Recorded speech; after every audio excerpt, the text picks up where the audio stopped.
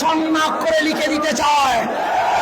26শে এপ্রিলকে আমরা সাক্ষী রাখতে চাই, এই সোনার বাংলাদেশ এক খণ্ড ফিলিস্তিন হয়ে দাঁড়িয়ে গেছে। আজ এই এক খণ্ড ফিলিস্তিনের বুকে আমরা দাঁড়িয়ে সোনার বাংলাদেশটিকে জানিয়ে দিতে চাই, ওহে গাজার মুসলমান, ওহে রাফার মুসলমান, ওহে হিন্দিয়ার মুসলমান, ওহে সিরিয়া ইয়ামানের মুসলমান, তোমরা একা নয়, আমরাও তোমাদের সাথে আছি। তোমরা কাঁদলে আমরাও কাঁদি, তোমরা না ঘুমাইলে আমরাও ঘুম ছেড়ে দিতে পারি।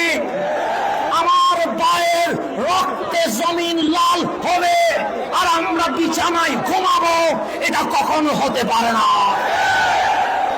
সেই জন্য আজ এই রাজধানীর নবী প্রেস ক্লাব চত্বরে আমরা আহলে সুন্নাত ওয়াল জামাতের অনুসারীরা জানিয়ে দিতে চাই, আমরা জালেমের বিপক্ষে, মজলুমের পক্ষেই থাকি। 26 আমাদের জীবনের ইতিহাস হয়ে থাকবে। আর কোন আধিপত্যবাদ চলবে না, মজলুম রক্তে লাল হবে আর জালেম এই দেশে শাসন করবে, এই সুযোগ আর দেওয়া যাবে না।